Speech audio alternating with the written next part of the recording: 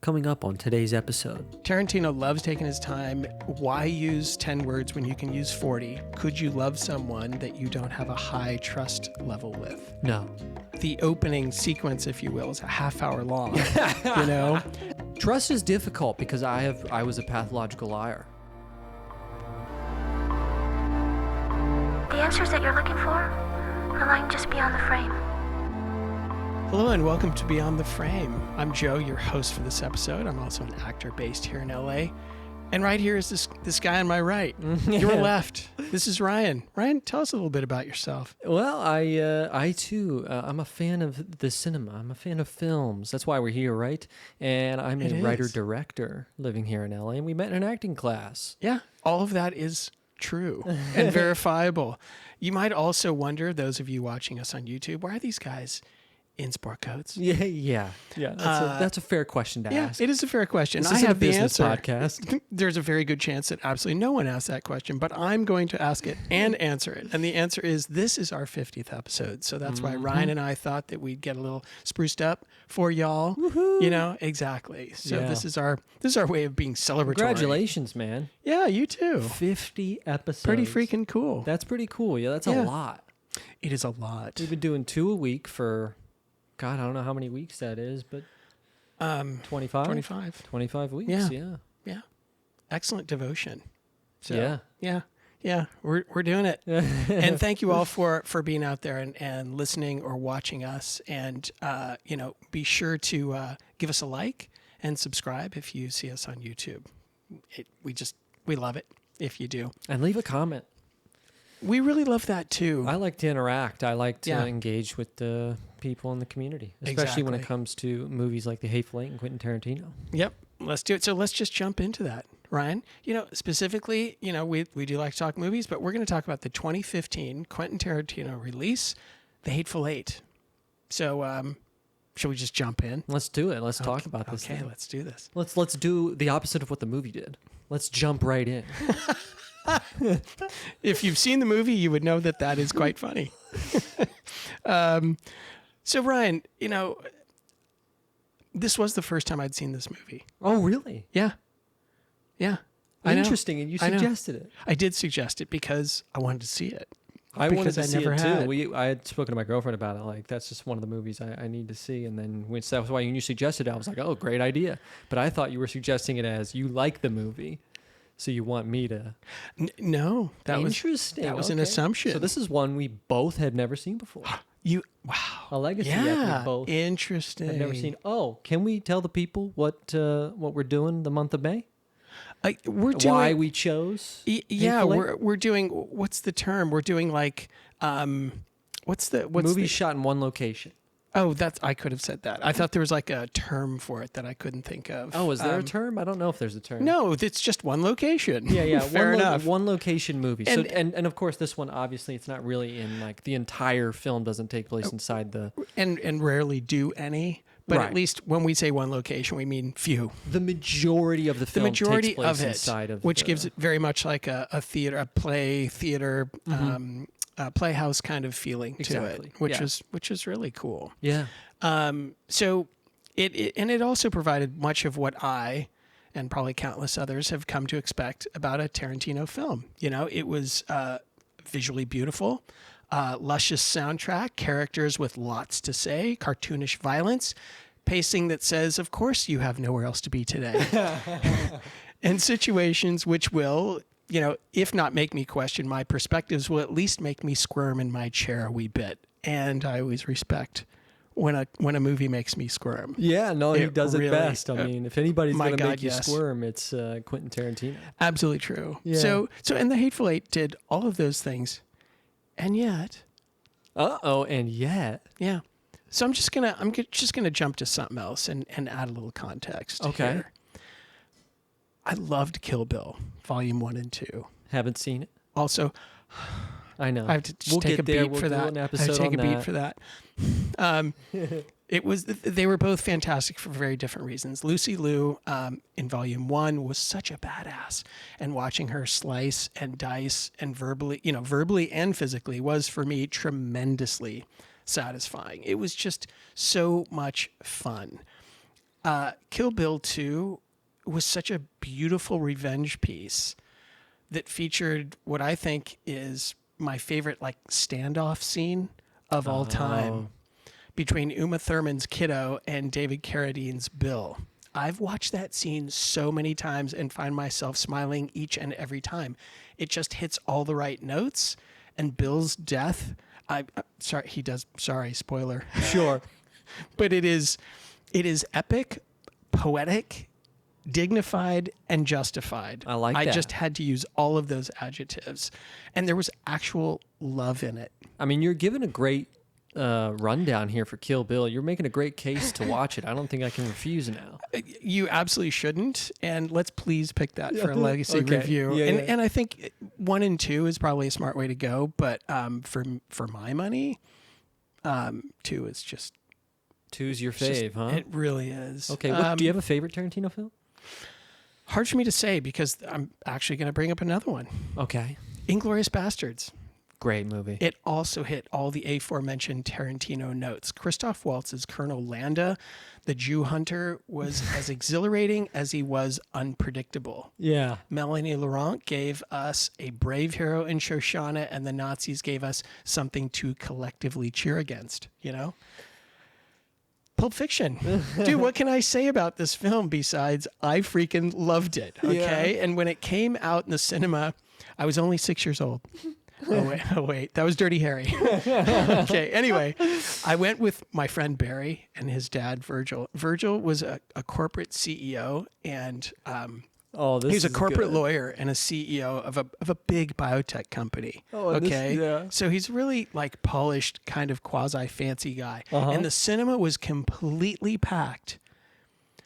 And he and I, if we weren't the only two in the cinema laughing, he and I were the loudest. And my friend Barry, sitting in between us, was quiet. And I just loved it. I just like Verge and I bonded over this because we got out of it. It's like, that was fantastic. Yeah. He just loved it because it was, if people took it seriously, they were confused by Pulp Fiction. Sure, of course. You've seen that? I've seen that. Yeah, I have seen that. I saw it a couple of years ago and I absolutely loved it too. I adored it. So entertaining, so fun. Yes. So hilarious. The scene where they stick the woman with the, what is it, the antidote or whatever? The epi? The EpiPen or something to get her to wake back up. So fun. Right in the breastplate. Yeah. Uma Thurman. Yeah. That was...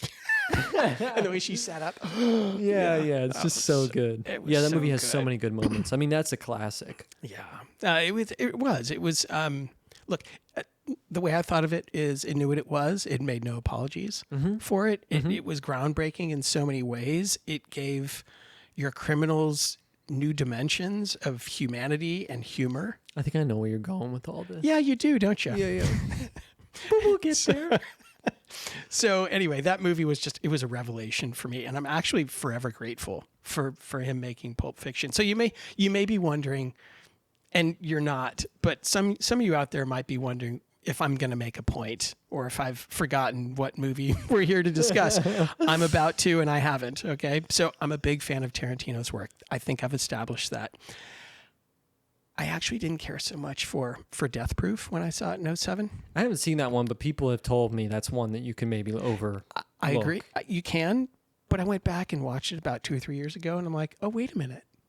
Like I had new appreciation for it. Interesting. So I don't know if that'll happen for me with the Hateful Eight or not. Because I'm not sure I'll go back. You know, it's like, I feel like I had the meal. I don't need to eat it again. Yeah, that's a fair point. And I don't think I'll be going back either. Really? I don't think I'm going back for seconds on this one now. One, I don't have the time. Good point. It's a 3-hour investment. I just don't have. Listen. I like Tarantino as well. I'm going to listen. You don't have a choice.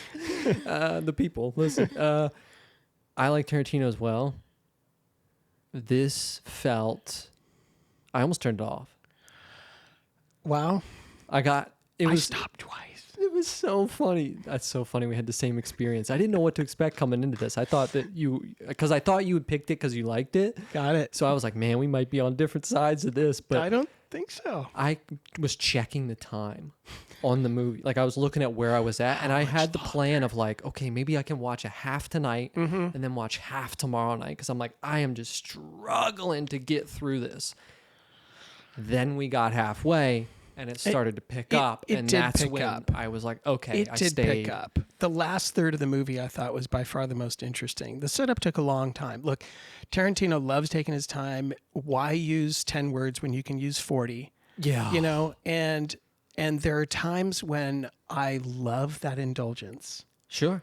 And this movie actually tested my patience. And Yeah. it did for you too. There was one scene in particular, and we'll get into this a little bit more later, but I just wanted to, back up what Ryan and I are saying, or at least what I'm saying here.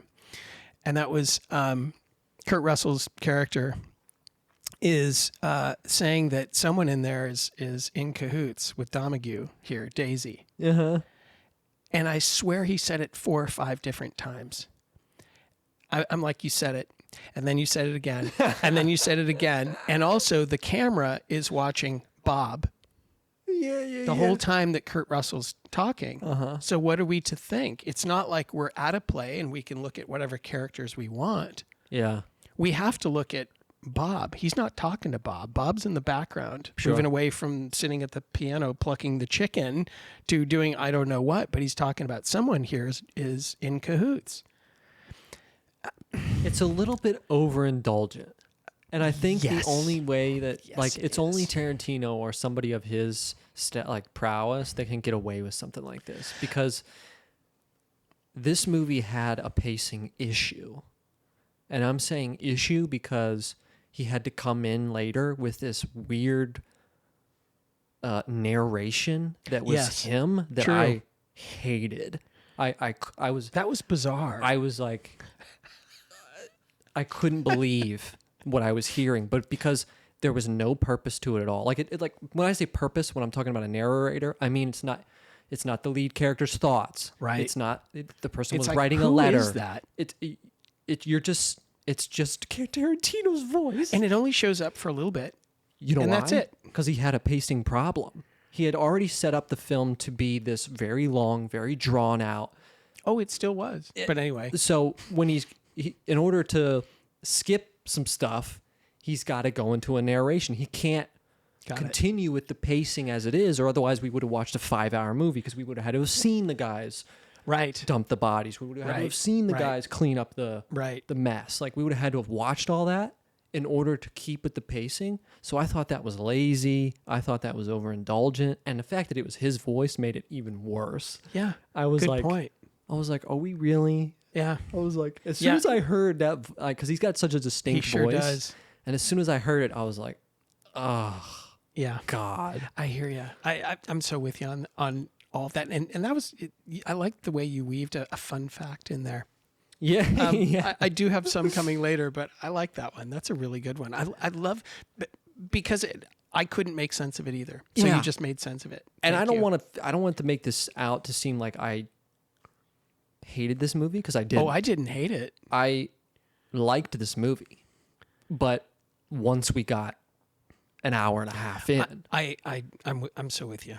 I mean, so I with you on did this. not so much of that. And again, it's just that Tarantino-esque. Yep. It's Once Upon a Time in Hollywood is kind of Yeah. the same way, where Yeah. the scenes are just so long and there's so much dialogue.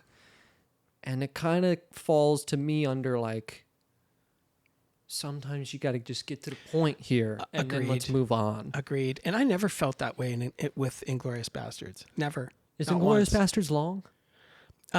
It's not this long, I don't think. I don't know how long Once it is. Upon a Time in Hollywood, I believe, is up there in terms of runtime. It's close It to is. 3. It is. But- but I didn't feel that way as much with that movie either. I felt much more with this one. I haven't gone back to Once Upon a Time in Hollywood, and I enjoyed it, but I haven't gone back because the pacing is slow and it's long. I find myself, I think, less inclined to, well, maybe not, because it depends on the movie. Because like The Revenant, I've seen a couple of times, and that's a very long, very slow movie, but for some what a reason, great maybe film. it just, I don't know what it is about that one that separates it. I don't know, but here's another thing that I found missing for me in this movie, and that is, call me simple or human, whatever, but I like to have someone to cheer for or against. And all the previous Tarantino movies I referenced did that for me in spades. Not only did I find myself engaged in the dialogue, eating up the performances, loving the soundtrack, marveling at the cinematography, and eagerly letting the story take me where it will, I also cared about certain characters in these other films that we're talking about. I was invested in them, and I like feeling invested regardless of the outcome. In this, I was pulling for 2 hours and 33 for Bastards, close to. I was pulling for Marquis Warren, played by Samuel L. Jackson. Yeah, me too. But after a time, I forgot why. I did. I'm like, why am I pulling for him? I'm not exactly sure. And then I also was pulling a bit for John Ruth, the bounty hunter played by Kurt Russell. But, small spoiler here, that was up until he met his demise. Sure. So I think that's probably, to me, it's probably because he was the most straightforward character, in a little nest of vipers. Interesting. I was pulling for Sam the whole time. Sam L's character. Okay. I thought the way they were. This is a separate conversation with Tarantino. It's kind of like when we talk about Sean Baker, kind of like caters to stories about in the sex workers and things like that. Tarantino really likes to go the. I hear you, and I will come back to Sam L's character and something that I really respected. Okay. That was done here. Yeah. So were the performances fantastic in this? Hell yes. Did it sound and look great? Yes, no doubt. Very much so. Yes. Specifically, God, I'm butchering it right now, but she won an Oscar. Oh, you're talking about Daisy.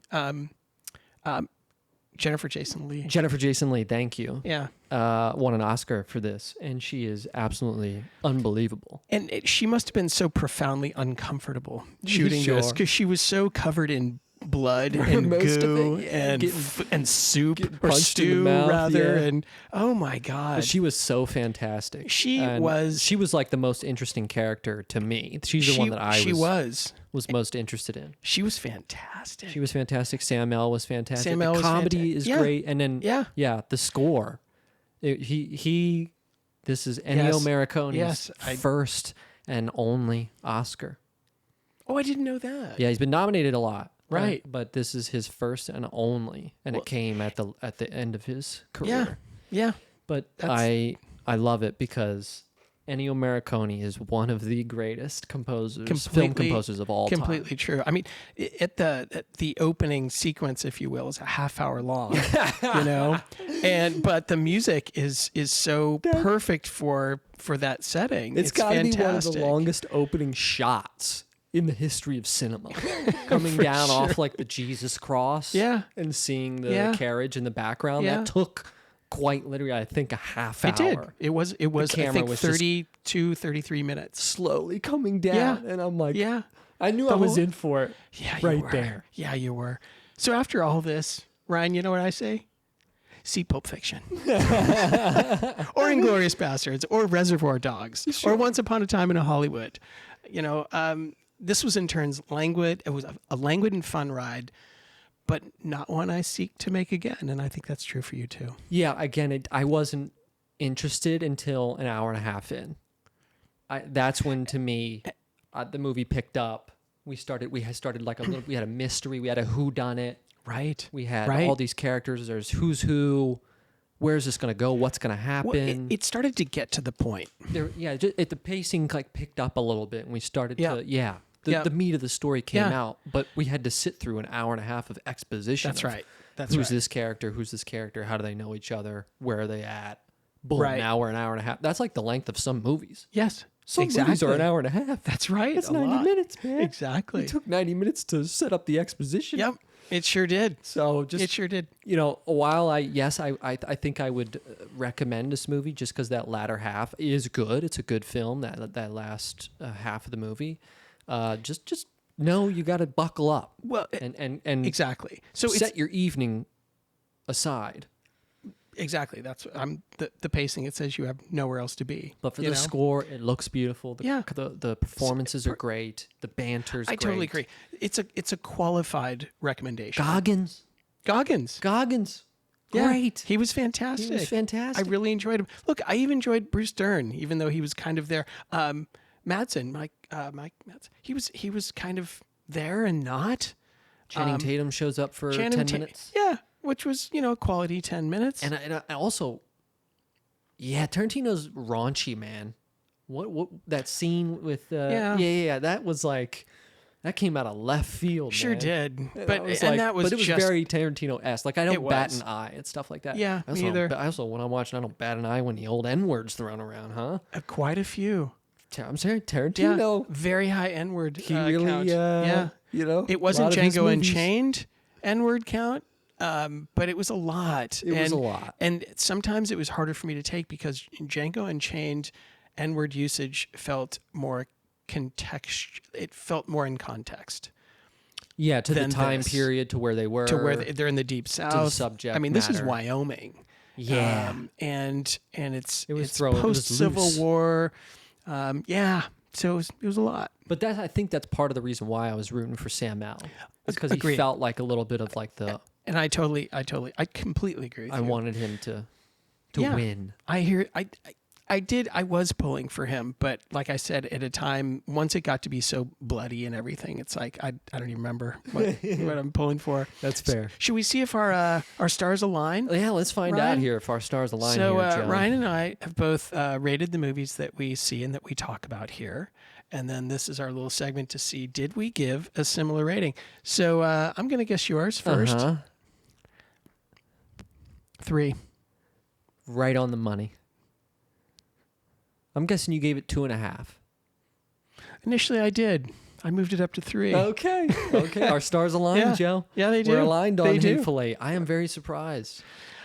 Just because of, like you're saying, the last hour and a half, and there were redeeming qualities. And yeah, look, I can't write it off. And that's why I say it's got to be a qualified recommendation. It's very indulgent with, like it said, 40 words instead of 10, what have you. So if you're in the mood for a 3-hour Tarantino fest, bam. Yeah. Go for it. Yeah. So, yeah. Agreed. Right on. So before we get into a more in-depth discussion, how about I share some fun facts from the Hateful Eight? Ooh, I want to know. Because it's been out for 10 years and so much has been said about it. I might not be able to surprise you, but, I'm going to give it a shot. That's always the good thing about when we do these legacy apps is that there's been so much time. True. So there's a ton of stuff out there. True. When we do some of these I know. new releases, it's like you're digging to try and find a fun fact. And it might be the same 6 facts that everyone else knows. Exactly, right. So first fact, this one was, oh man. So there is a scene in this movie where Kurt Russell's character, John Ruth, smashes a guitar that Jennifer Jason Leigh's character, Daisy Domergue, has just played. Do you know this fun fact? No, I don't. Check this out. So he thought it was a prop. So he picked it up and smashed it. It was a 150-year-old Martin guitar on loan from a local museum. Jennifer Jason Leigh's reaction was real. Because she knew that this guitar was really special and really rare and really expensive. And when he picked it up and smashed it, she was, holy shit.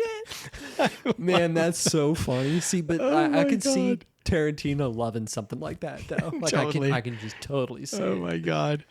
Whew. Second fun fact, maybe not as fun as the first one, but much of this was shot in actual freezing temperatures during a blizzard in Telluride, Colorado. So this added to the atmosphere, but also added to the misery and the tension. So speaking of tension, this movie was shot like a play. So the actors had to stay in character for long stretches of shooting with all the characters in most all of the scenes.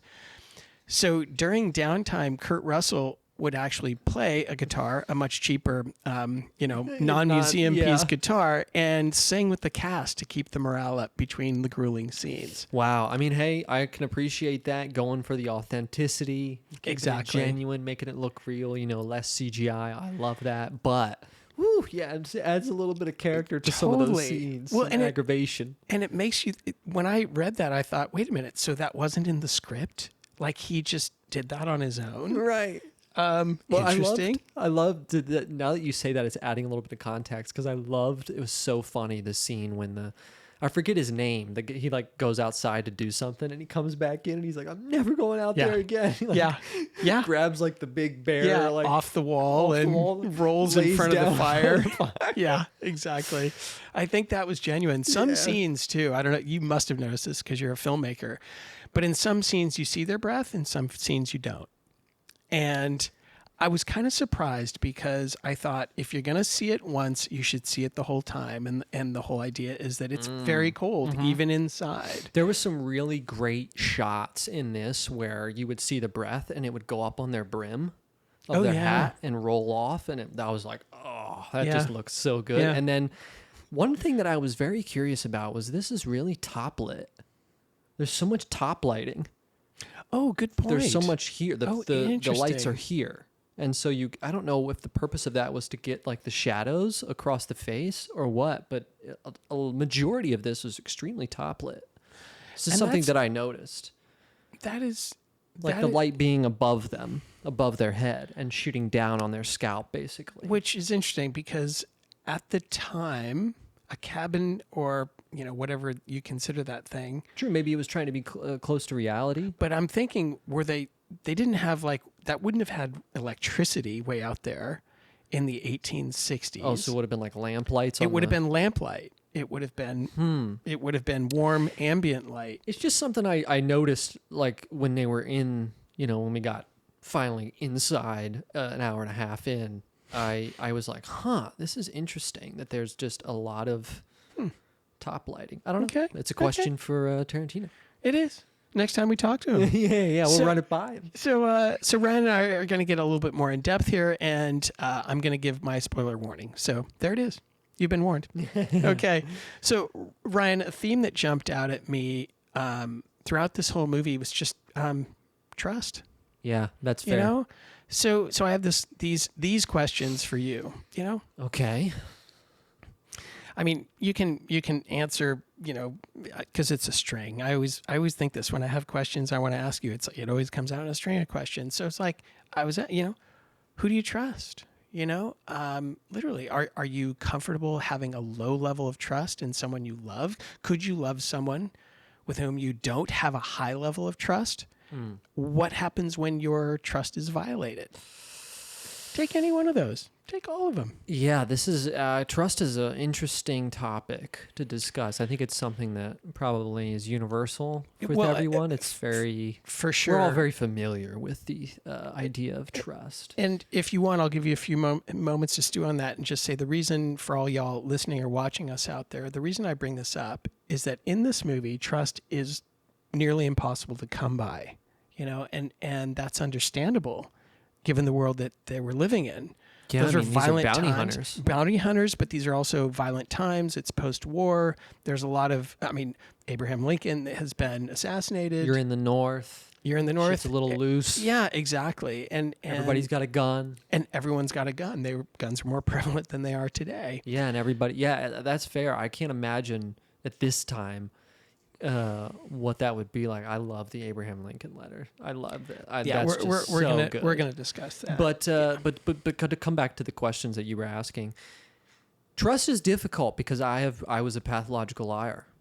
Okay. So I think when you are a recovering pathological liar, you assume everyone else is lying because you did. You know what I mean? Yes, I do. So sadly, I think that's whoopsies.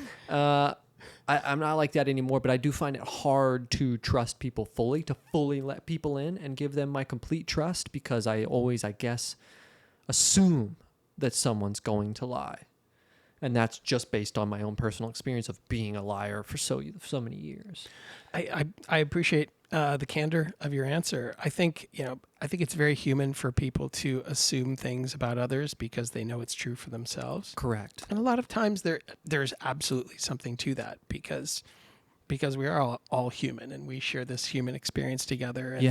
And, we just have a different combination of all these similar things. That's right. What about you? Do you feel like what's your relationship like with trust? Well, as you may have guessed, I have maybe a slightly different take on on this? I'm all ears. Enlighten me, Joe. I do. I don't know if it will enlighten you, but at least it'll give you a little insight. It's almost like, you weren't around for the Reagan eras, but one of the kind of mantras that came out with Reagan towards Gorbachev and the Soviet Union was trust but verify. And that's kind of a funny thing because it's like, oh, you say you only have 300 ballistic missiles? That's awesome. That's totally cool. But we just want to make sure. Yeah. And so I do my best to not bring trust into it, because trust can be a hidden expectation. I have this trust in you and you violated my trust. I'm upset with you. So it's an expectation that you have. It is, exactly. So And if you go into it not expecting that. and you're not let down when it doesn't. That's it. But do you still get affected if you catch somebody in a lie? But I have to be realistic about the fact that did they do something to me, or is it just that I had this expectation? And of course, it depends on what the particular situation is. Of course. But even with a relationship thing, you hope that you go into a relationship with a partner that, you're on the same page as far as all kinds of different things. Mm-hmm. And if something happens outside of those agreed upon or whatever expectations, that communication might happen. Or you might have, what was the movie that we saw with the spies that were married and they just, Black bag. I was just going to say that. They had, you can black bag it. And just like, you don't know what they did. That's an interesting one, because I think when it comes to relationships, when it comes to romantic relationships, that I think trust is huge for me. It's got to be open line of communication, complete, full 100% trust. Right. And I can understand that. And that makes sense to me. And what's important then is that you find someone who's on the same page as you. Because it's tough, because once somebody betrays your trust, can you ever trust them again? Should you have trusted them in the first place? Sure. Yeah. Yeah, it's a good question. And that is something and that's why I asked the question of could you love someone that you don't have a high trust level with? No. Yeah. I don't think so. I don't think I'd be capable of it. I don't think I could look past not having... Which is totally or love them from a understandable. distance, I think is a better way to put it. I might not hold them as close to my chest. I mean, there's people that I love that I don't trust fully, but they're at arm's length. There you go. Actually, see, I like that. I mean, I like that in the sense that it makes sense. And to me, that's a very realistic and kind of compassionate way to do it, because you're saying, I still love them. I do need to keep them, arm's length, as you're saying, or what have you. And there might be information you wouldn't share with them. Yeah, it's like having an addict as a friend or a family member. Yeah. You love them. Yeah. But can you trust them? Exactly. Probably not. And I absolutely have I've those been there. people in my life that I still have that feeling for. I really like hearing that. I appreciate your telling me, because there are people I know people talking about this with friends who just say, I can't love someone I don't trust. I'm like, that's kind of sad. Of course. But I understand it. I just do my best to keep my expectations of others in check. I think that's what it comes down to, is the expectations. So I think you're right in that. Yeah. Yeah. And that was just such a big part of this movie, though. Oh, it was. Is who can you trust? Yeah. So let's get into two scenes in which characters did trust one another and they paid a price. Interesting. Okay. First one is John Ruth, and that was Kurt Russell, and the Abraham Lincoln letter. That was like my favorite part of the movie. There's just this through line of the Abraham Lincoln letter. And I thought that was pretty genius on Quentin Tarantino's part. And you had alluded to this earlier. You'd referenced this letter, and when Samuel Jackson's character Marquise talks about why he wrote it, I just thought, oh, that is so good. That is so good. He wrote it so that the white men would look at him differently. Yeah, and he kept it exactly 100%. And I It disarmed people. I love the words. Even I thought it was a great letter. Yeah. And Kurt Russell's character was so shattered When to he heard hear that it wasn't genuine. He really believed it. That's part of what made me really like John Ruth. Mm-hmm. Was that he had almost like it was almost like a childlike admiration of Marquise for having this relationship, this letter and this relationship with Abe Lincoln. It absolutely was. He kind of like looked up to him in a way. He did. Yeah. And would tell people, hey, he's got a letter from Abraham He's Lincoln. friends with he was pen pals with Right. Abraham Lincoln, yeah. Yeah. And I love how Daisy spat her blood on it. Yeah, yeah. And then he like backhanded her out. God. But I just thought that was fascinating because we didn't see a whole lot of trust in this movie, but he did trust that was real. And it was hard for him to learn that it wasn't. And he felt betrayed. Oh, he was distraught. And at first, I felt that along with him at first. When you found out it wasn't real. I was like, I wanted it to be real too. It to be real too. Okay, Yeah, I love definitely. that. But then again, hearing him explain it later. It made total sense. Yeah, 100%. Yeah. Absolutely. I'm glad he explained it to someone before he died. Yeah. Even though the guy he explained it to died with him. How do you like that's how the movie ends, with them reading the letter? Or with Walton Goggins' character reading the letter? I loved it. Yeah. It was a good bookend. Everybody loves a good bookend. Yeah, it was a really good bookend. Yeah. What a grisly way for all of them to die. My God. Yeah. The second I wanted to talk about, where the trust was there, and it was the guy, he paid a price. That was General Sandy Smithers, played by Bruce Dern. His scene with Marquess and the blowjob. Yep. We can leave it at that. Yep, We will. That's what it is. I will just say this though, that he believed Marquess. And I thought, how is it that all these people out in the middle of Wyoming have heard of each other, know each other? I was like, come on. Yeah, you yeah, know? yeah. Uh-huh. Like I knew your son in the Civil War. There's several 100,000 people that fought in that, but Yeah, I knew your individual your son. son. Yeah.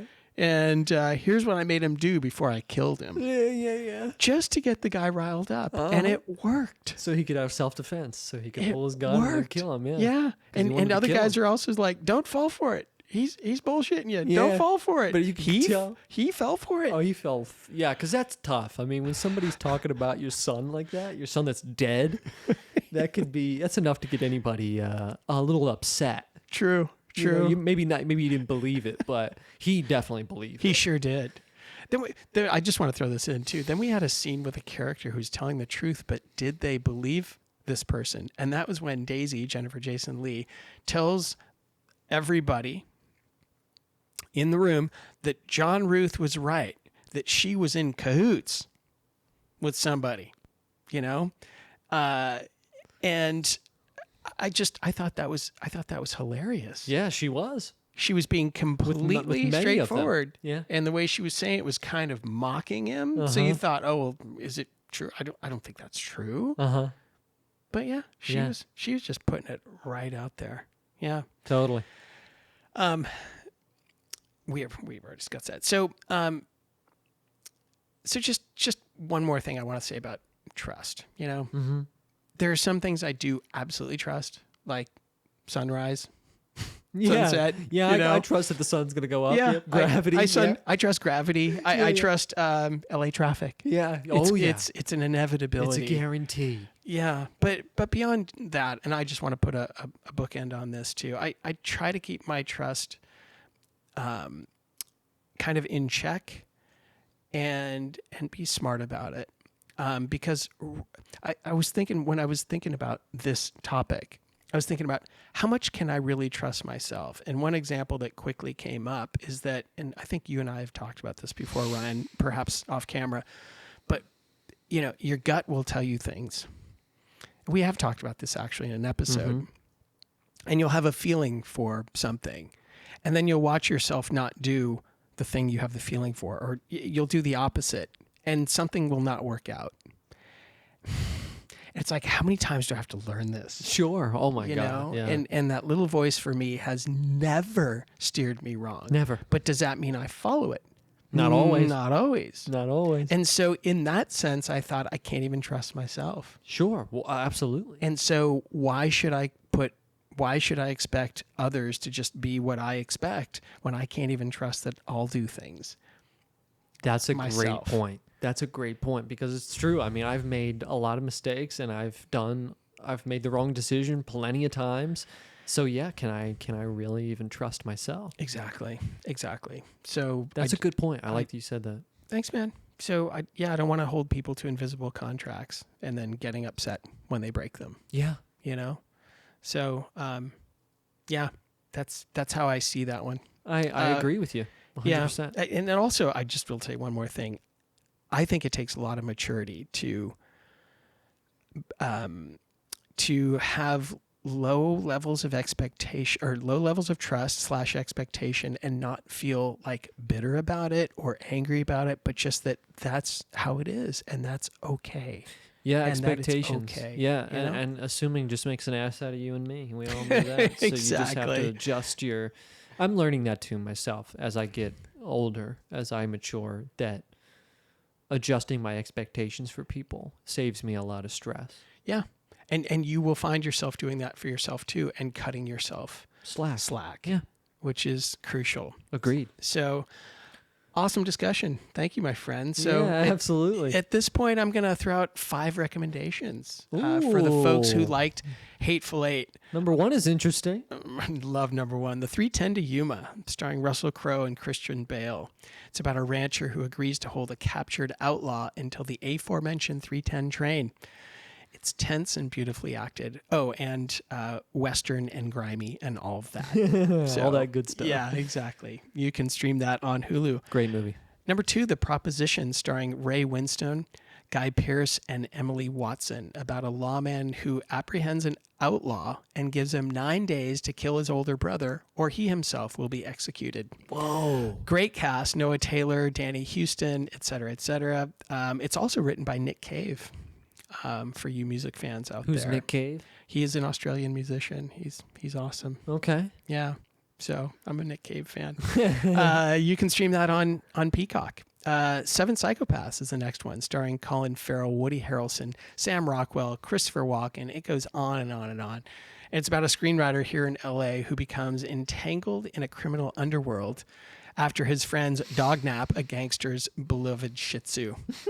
Sounds like a fun ride. Yeah. You can stream that on Paramount Plus. Number 4 is Bone Tomahawk, starring Kurt Russell and Patrick Wilson. It's a gritty Western horror with a slow burn and a brutal payoff. That's what Western I read horror? the description somewhere. I just thought that sounded fantastic. So we might have to check that Whoa, one out. Bone Tomahawk. Okay. Exactly. You can see that on AMC Plus if you've got it. And then my last recommendation is Django Unchained. Can't go wrong. Can't go wrong. Starring Jamie Foxx, Christoph Waltz, and Leonardo DiCaprio. A German bounty hunter helps an ex-slave rescue his wife. It kicks so much ass. Before we go, See that on favorite Prime Video. Tarantino movie. Do I have to commit to one? Gun to your head. With the exception of like one scene, Inglourious Bastards. Okay, one scene. Okay. Yeah, I didn't find the baseball bat scene so necessary. Okay. Just didn't dig it. Sure, that's fair. Yeah. Yours? Django. Right on. It was a tough one. Yeah. Those are the 2 I was going between. Yeah. Was Django I mean, it's or tough because Inglourious Pulp's right Bastards. there. Yeah, exactly. Even But- though I know I gushed about Pulp, but The one that I've returned the most to has been it's Django. Django. Yeah. Totally understandable. Jamie Totally Foxx just understandable. kicking ass. Doesn't he? So good. Love it. So on behalf of myself and Ryan, just want to say thank you so much for joining us today. And remember, as always, you are the main character in your own life. So don't be afraid to take a step back and look at the bigger picture, because sometimes, Ryan, the answers that you've been looking for are lying just beyond the frame. And we'll see you for 50 more. Yes, we will. Peace. Peace.